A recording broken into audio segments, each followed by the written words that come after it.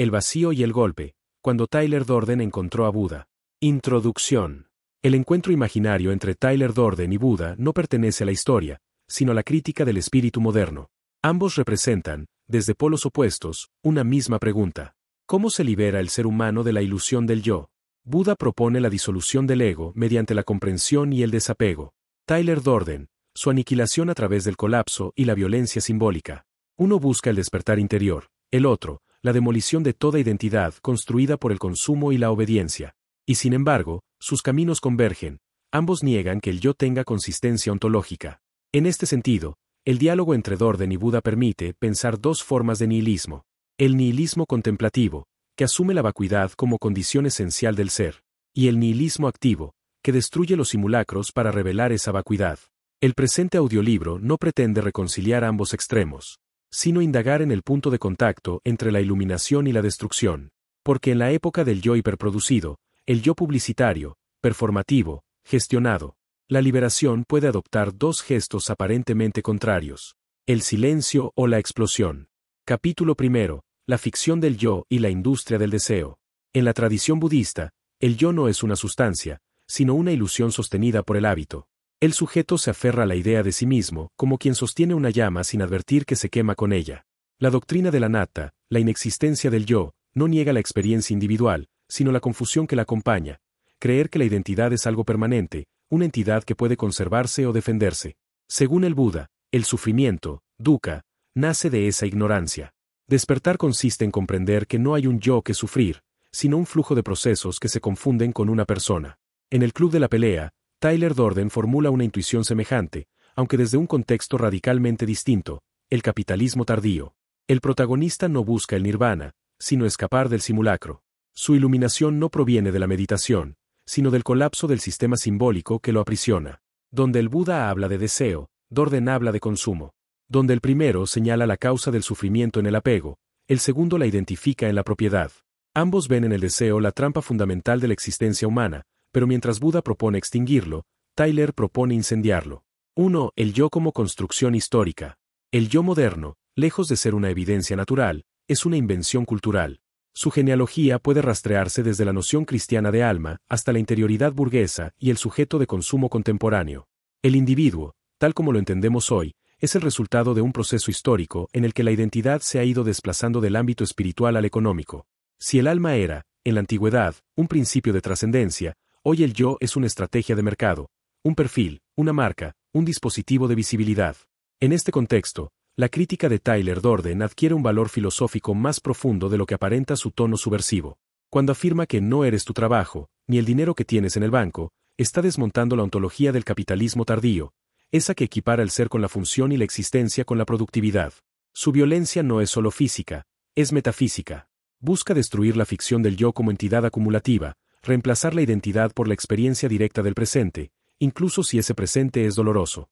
El Buda había advertido algo similar en el terreno espiritual, que todo intento de afirmación del yo conduce inevitablemente a sufrimiento, porque lo que se intenta fijar es, por naturaleza, impermanente.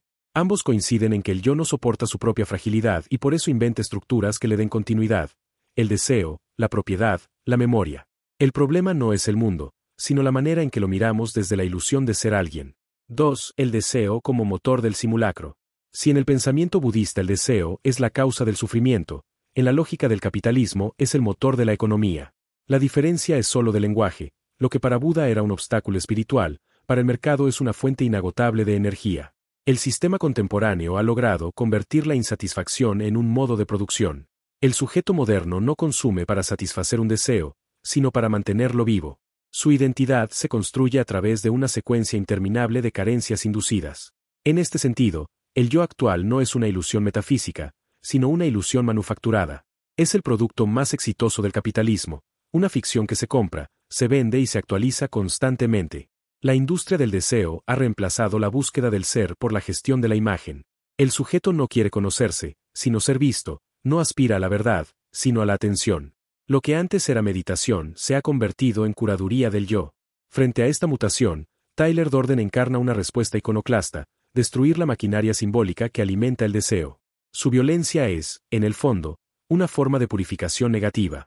Si Buda enseña a extinguir el fuego mediante la contemplación, Dorden propone dejarlo arder hasta consumirlo todo. Ambas estrategias apuntan al mismo fin, liberar al sujeto de su propio espejismo. 3. Dolor y conciencia. El dolor ocupa un lugar central en ambas tradiciones. Para Buda, es el punto de partida del camino espiritual. Reconocer que la existencia está atravesada por el sufrimiento es la primera noble verdad. Para Tyler, el dolor es el único acontecimiento auténtico que queda en una sociedad anestesiada por el confort. Golpearse, sangrar, doler, son formas de reaprender la presencia. El cuerpo, que en la cultura de consumo ha sido reducido a superficie estética, recupera su dimensión ontológica en el golpe. El sufrimiento físico se convierte en un modo de volver al ser. En ambos casos, el dolor tiene una función epistemológica, revela lo real. Pero mientras Buda lo trasciende, Tyler lo abraza. El primero lo observa hasta que se disuelve, el segundo lo intensifica hasta que revela su verdad. Ambos caminos implican una forma de desapego, no temer la pérdida del yo, no huir del vacío. 4. El yo como dispositivo de poder. El yo no solo es una ilusión, sino también una forma de control. La modernidad lo ha convertido en un mecanismo de autorregulación. El sujeto se vigila, se evalúa, se mejora. El yo se ha vuelto una prisión que el individuo administra voluntariamente. Como señala Byung-Chul Han, el neoliberalismo no necesita un amo externo, porque cada sujeto es su propio explotador. Tyler Durden y Buda, desde perspectivas opuestas, denuncian esta misma servidumbre interior.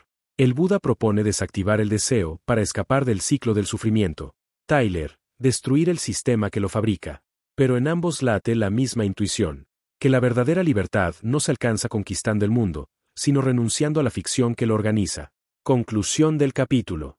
El yo, en su forma contemporánea, es un producto híbrido de la economía y la psicología, una entidad performativa que necesita ser reafirmada constantemente a través del consumo y la mirada ajena. Frente a esta ontología de la saturación, tanto Buda como Tyler Durden proponen, cada uno a su modo, una estrategia de vaciamiento. El primero lo hace por medio de la meditación y la disolución del deseo. El segundo, a través del caos y la negación del sistema. Lo esencial, en ambos, es la intuición de que el yo es una ficción inflamable, una estructura que puede arder en silencio o explotar en rebelión. Y quizás la diferencia entre el monasterio y el sótano del club de la pelea no sea tan grande. En ambos, el objetivo final es el mismo. Recordar que la identidad es solo una máscara, y que la verdad comienza cuando ésta se cae.